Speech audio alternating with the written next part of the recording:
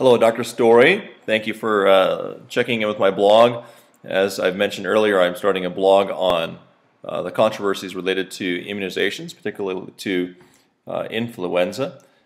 Thank you for humoring me. Again, you can check in on my blog, which is www.blogging-md.com. I'll be providing written transcripts and other materials related to this blog. So I'm going to be talking about influenza. Influenza is a topic that's kind of hot around our community right now, and just beginning to rear its ugly head as a illness this time of year. First off, I'd like to talk about some kind of scientific basics related to influenza, and kind of start there as a way of kind of understanding better the recommendations that are out there and what you should do about them. First off, influenza, like many disease-causing illnesses that are passed between people, is caused by a virus. A virus is a very simple organism. It really only has two components, the first being a DNA-like structure that encodes a instruction manual for how it should work, and the second is a protein coat. It really is a very small organism, microscopic, well smaller than even you can see with a microscope. Even smaller than most bacteria that we're familiar with. It sticks to our cells, and when it does that, it injects its DNA into our cell, and it kind of becomes a pirate.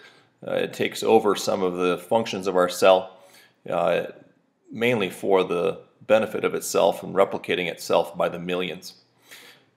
While it's replicating, it does not have some of the error-correcting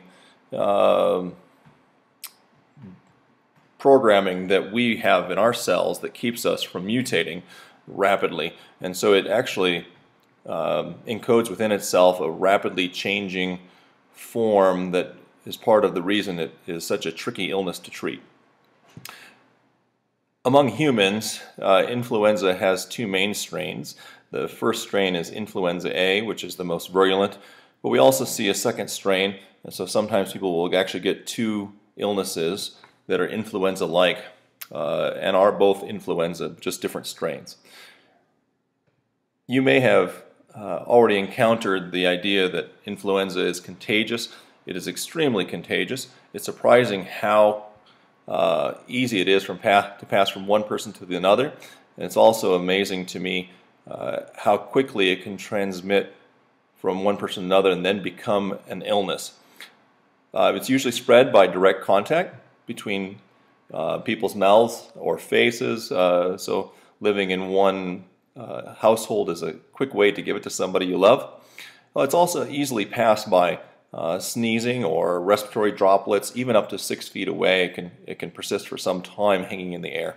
And so we breathe it in, and by that way we get it into our system, and away we go. Like a lot of respiratory illnesses that are also going around this time of year, it is seasonal. It tends to start around October and run through March or April.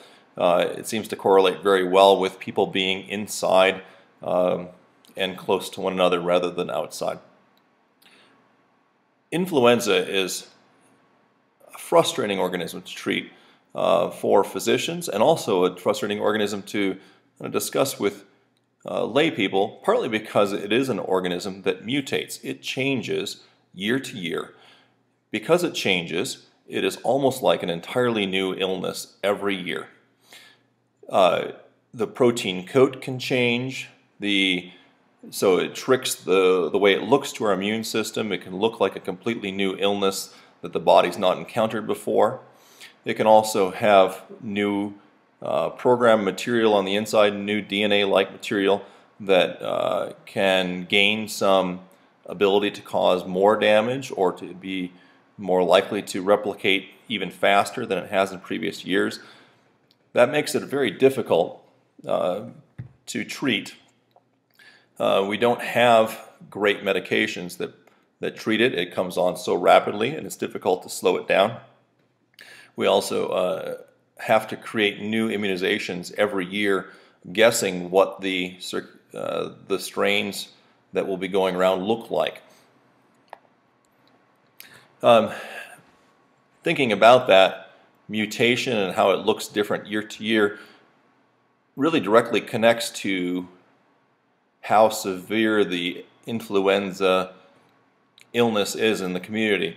If the virus is not mutated tremendously, meaning it looks somewhat like ones that our body has encountered within the last 10 years, our body will have some memory and it will fight it reasonably, and will encounter maybe a mild illness that could be just like a chest cold, very limited and not as severe. It'll also limit the transmission. However, if it is undergone a rapid or dramatic transformation, a mutation that makes it look completely novel, it can be quite a severe illness. In that way, vaccines are designed to try and give us a leg up, to take bits, inactivated bits of what are thought to be circulating strands that are found by surveillance teams.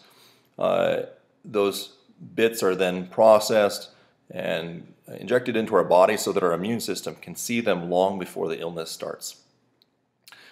Let me address some of the symptoms of influenza. You're probably familiar with influenza and it causing a cough. What's surprising to me is that about a third of people who are exposed to influenza, who we know contract influenza, actually have no symptoms at all. And this is most likely in adults, less likely in children who are more likely to have severe illnesses. But this can mean that many people are walking around exposing others and having no clue that that's the case just by breathing. Influenza is often mistaken as a stomach bug. Many people call a bacteria that's also tends to circulate this time of year that causes diarrhea or vomiting, an illness that physicians tend to call gastroenteritis. They tend to call that a stomach bug or a flu. This is a misnomer. It's one of those difficulties that we medical providers really struggle to kind of overcome. It is not the same as the illness that physicians refer to when we talk about influenza. Influenza is a severe respiratory illness, and when people contract it, they don't forget it.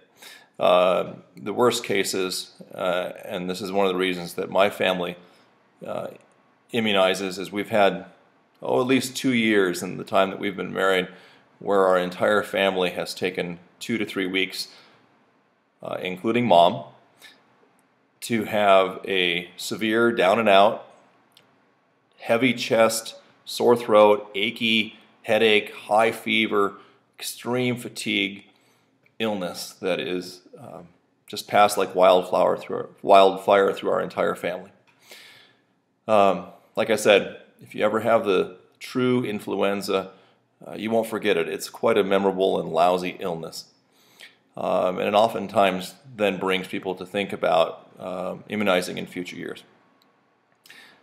So I've talked about what influenza is and how it's transmitted, as well as some of the symptoms that you might experience with it. Now on to the controversy. Please look for future blog posts that I'll be hopefully putting up tomorrow on